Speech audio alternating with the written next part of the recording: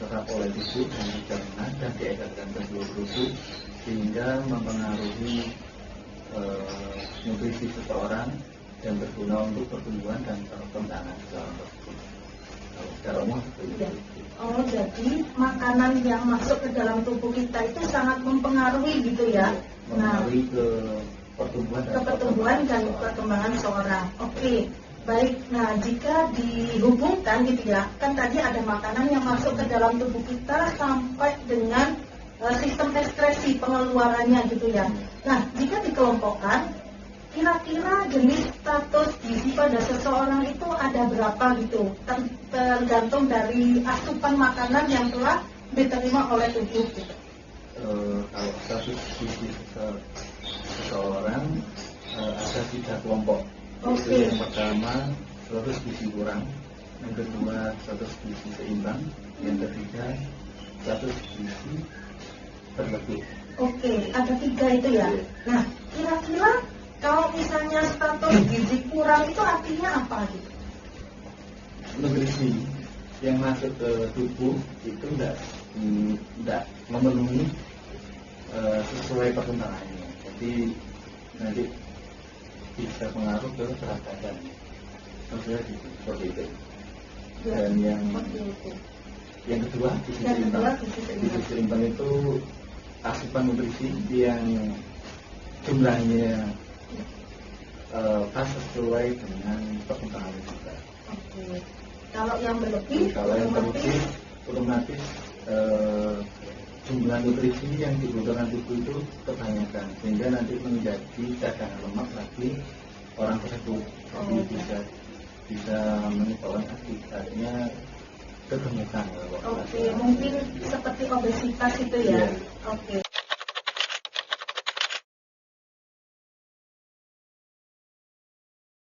Aktivitas dari jadi kebiasaan sehari-harinya Mbak.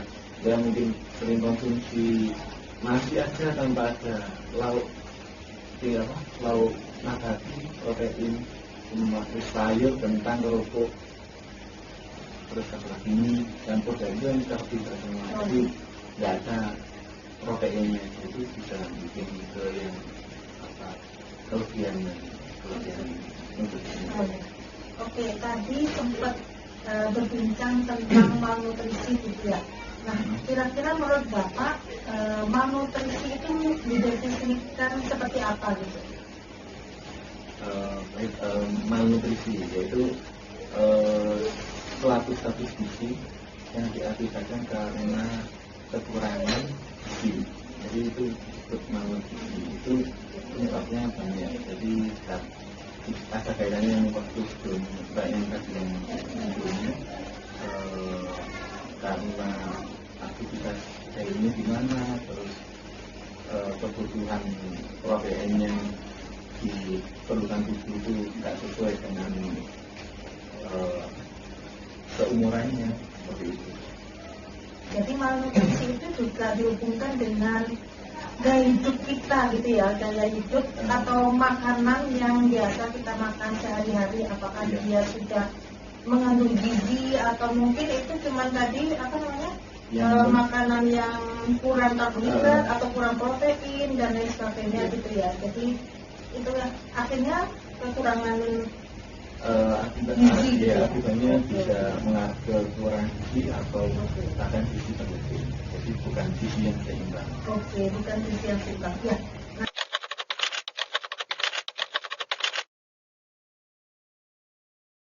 Kira-kira mungkin bisa dijelaskan lagi penyakit lain gitu ya, jika kekurangan gizi itu seperti apa dan juga kelebihan gizi itu seperti apa selain yang sudah dijelaskan tadi gitu.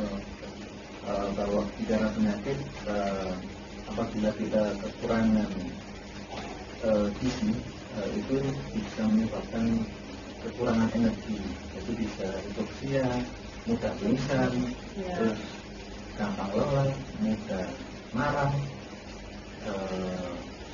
dan banyak sebagainya.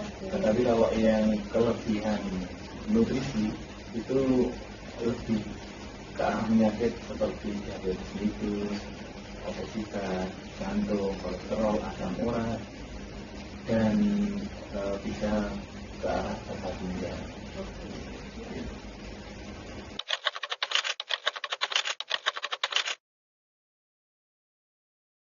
Nah, mungkin bisa bagaimana sarannya. Nah, kira-kira saran apa sih yang dapat diberikan kepada kita dan utamanya kepada masyarakat gitu ya untuk tetap terjaga kondisi tubuh yang sehat, stabil terkait dengan kebutuhan gizi tadi. Sarannya kira-kira bagaimana gitu? Iya. Kalau menurut saya, yang pertama-tama itu sebelum makan kita cuci tangan terlebih dahulu. Oke.